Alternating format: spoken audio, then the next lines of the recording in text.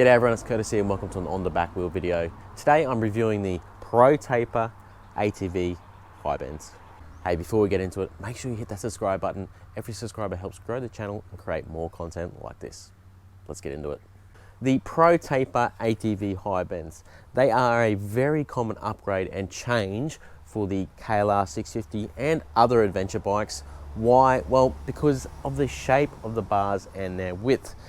You know, they are very similar to the stock KLR 650 bars, but they are an improvement. Let's start with the price. I got these for 90 Australian dollars delivered. However, usually they're about $100, give or take a bit. I've seen them as high as 130 and as low as about 85. So just shop around and see what deal you can get. Why did I buy the Pro Taper ATV high bends? Well, because people recommend them as a change from the stock bars. Why did I need to change them? Well, because I bent these stock bars while crashing. These stock bars are made of marshmallow. Well, some would call it steel, but it is piss weak and absolutely useless. If you're doing serious off-road riding or even just serious adventure riding, you should change these ASAP because these will bend at the smallest off. So while the name suggests that these are made for ATV bikes, they are a perfect shape for adventure bikes, especially the KLR 650. When you get the bars, all you're getting is, well, the bars and a crash bar. The build quality on these is absolutely fantastic, and I think visually they are a big improvement for the KLR 650 and really sets it apart. These stock ones just look cheap and nasty, whereas these look kind of trick. You know, they look like a high quality bit of kit, and they are. Strength-wise, I've put these through the absolute ringer. I've crashed this bike dozens of times and they feel like absolute new still. The shape has not been affected at all.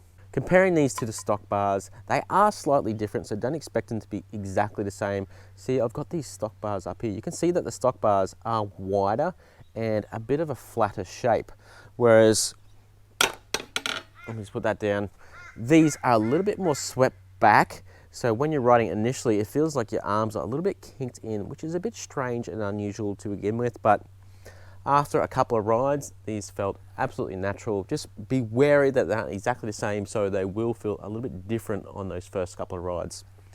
Standing up is where these make the biggest difference. The stock bars I felt were really low for me and I was quite hunched over. The bend on these is a little bit higher and overall they sit higher.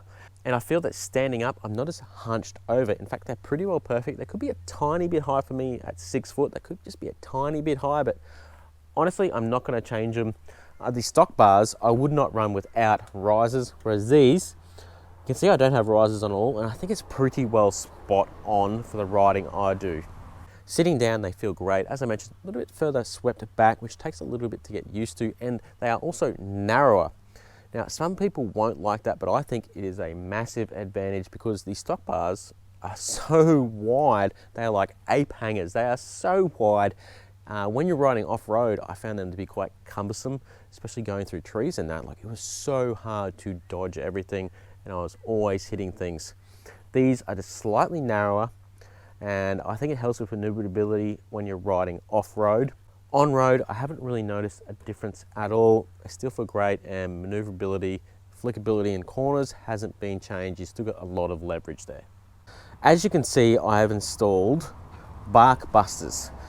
Now coming around to here, you have to fit them a bit differently to the stock bars because they've got this crossbar here, whereas the stock ones kind of go flat. I had no issues getting these on. These are just standard bark busters, jet bark busters, not made specifically for the KLR at all, and they fit with no issues at all. You do lose a little bit of space here. The stock bars have a lot of space here to put all your accessories. So if you're someone who does put a little bit of accessories, just be wary of that. I mean, I have not found an issue with it, but as you can see, I'm just running everything stock pretty well, except for the bark busters. I use the GPS mount up here for my phone, and if I was to use a GPS. However, I know other people put theirs here, but I believe you'd still fit one quite easily right here, or if you really wanted, you could even remove the crash pad and use the center bar here. So a cool feature on the Pro Taper ATV high bends is you can see here, it tells you where your adjustment is at. So you can line it all up so it's square very easily with these little notches here. And then it's also numbered -2, -1, 0, +1, +2. So you can tilt it backs and forward for the style of riding you are doing. One thing that is different, and you may have seen on my install video, is they don't have the holes for the lugs on your switchgear. So what I did is I ground out the lugs for the switchgear. Another option you can do is drill holes in. I didn't feel comfortable doing that because what if I got the location wrong or wasn't exactly where I wanted. So what I've done is just fit a little bit of electrical tape on here, an old motocross trick, to stop it from spinning. And you can also just move it around a bit and it'll twist in the crash so you don't break anything. One thing that is different from the stock bars is on stock bars, they generally have a thread in there. So when you want to install your bar end weights or bark busters, they can screw straight into it. The Pro Tapers do not have that, so if your bar ends need that thread, just be wary of that. The bark busters come with a bush that goes in here to make you able to fit this with no issues at all though. Overall, I'm very happy with the Pro Taper ATV high bends. I mean, they are a perfect fit for the KLR 650 and I can't recommend them enough. Should you buy them? Definitely, if you need some bars for your KLR 650 or you're doing some proper adventure riding or going off-road and getting a little bit gnarly, you need a set of good bars because the stock ones are woeful. They are good if you're doing mostly pavement and gravel riding. Otherwise, change them out, or if you're going on a big adventure ride, they will let you down. These will not let you down at all. They are rock solid. They are so solid, in fact, and some of the offs I've had, it feels like they're twisted and bended, but what happened is they've actually twisted in the mounts, because on the KLR 650, if we jump under here, it's all rubber mounted. Rubber mount, rubber mount. So these bars will actually twist in the rubber mounts before they will bend. This sounds bad, but this is fantastic because one, you're not bending or breaking anything. And if you want to straighten them out, just go up to a tree and whack them and just straighten it out and it will be right as rain. Overall, the ATV high bends are a fantastic handlebar. I mean, Pro Taper make a great set of bars and I definitely recommend them. Okay, that's it for this video. If you like what I'm doing, click that subscribe button and keep it on the back while everyone catches.